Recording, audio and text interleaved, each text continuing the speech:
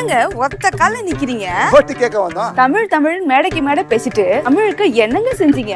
இது செய்யணுமா? செயல தலைவரே, எங்க மோடி ஐயா திருக்குறளை 100 மொழியில மொழிபெயர்க்க சொல்லிருக்காரு. காசில தமிழ் சங்கம் நடத்தி இருக்கிறாரு. எந்த நாட்டுக்கு போனாலும் தமிழ் மொழியின் சிறப்பை பத்தி பேசுறாரு. தமிழ் மொழிக்கு ஆய்வு மையம் திறந்திருக்கிறாரு. சென்ட்ரல் கவர்மெண்ட் எக்ஸாம தமிழ் மொழியில கொண்டு வந்திருக்கிறாரு. நீங்க ஒத்த கால நின்னு கேட்டாலும் எங்க ஓட்டு மோடி ஐயாக்கு தான். வரலாற்றில் முதன்முறையாக தனித்துவமாக நிற்கும் அண்ணாமலை.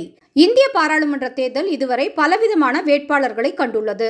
ஆனால் தமிழக பாஜக தலைவர் அண்ணாமலை அவர்களைப் போல ஒரு தனித்துவமான வேட்பாளரை இதுவரை கண்டது கிடையாது. இதுவரை பாராளுமன்றத்தில் களம் இறங்கிய தமிழக வேட்பாளர்கள் எல்லாம் பலவிதமான வாக்குறுதிகளை கொடுத்திருந்தாங்க. ஆனால் தன்னுடைய தொகுதிக்கான தொலைநோக்கு திட்டம் என்ன என்பதை அண்ணாமலை ஒருவர் மட்டுமே வெளியிட்டிருக்காரு. இந்த முறை எம்பியாக தேர்ந்தெடுக்கப்பட்டால் அடுத்த எம்பி தேர்தல் வரும்போது என்னென்ன திட்டங்களை நிறைவேற்றி இருப்போம் என்று கூறி வாக்கு கேட்க போகிறோம் என்று தெளிவான ஒரு மேப் போட்டு கொடுத்திருக்காரு அண்ணாமலை. இந்த கோயம்புத்தூர் தொகுதியின் தேர்தல் பல வரலாற்று நிகழ்வுகளின் முன்னோடியாக இருக்க போகுது. 100 வாக்குறுதிகளை 500 நாட்களில் நிறைவேற்ற போகிறோம் என்று அதிரடியாக தொடங்கி இருக்கிறது அண்ணாமலையின் விஷன் கோவை வாக்குறுதி பட்டியல். 1, 2 என்று இல்லாமல் மொத்தமாக 360 டிகிரியிலும் சுற்றி சுழன்று இந்த வாக்குறுதி பட்டியல் தயாரிக்கப்பட்டிருக்கு. எந்த ஒரு துறையையும் இரண்டாம் பட்சமாக கருதாமல் அனைத்து துறைகளுக்கும் சரிசமமான முக்கியத்துவம் கொடுத்து தயாரிக்கப்பட்டிருக்கு.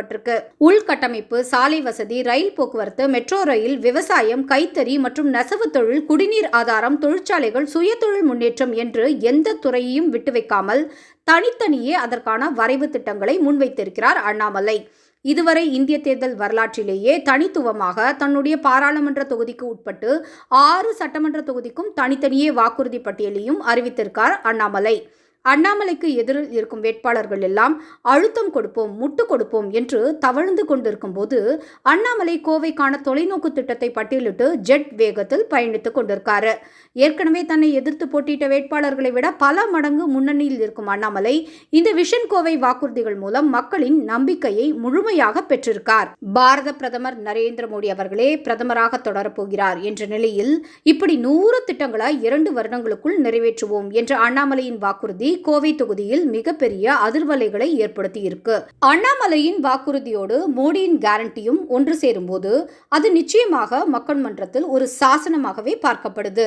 இந்த பாராளுமன்ற தேர்தலில் மிகப்பெரிய வித்தியாசத்தில் வெற்றி பெற போகும் வேட்பாளர்களில் அண்ணாமலை அவர்களுக்கு டாப் 5 இடத்திற்குள் நிச்சயமாக வருவார் என்பதில் எள்ளளவும் ஐயமில்லை. இம்முறை 400, ஜூன் 4 400. மீண்டும் மீண்டும் மோடி அரசு. தாமரைக்கு வாக்களியுங்கள்.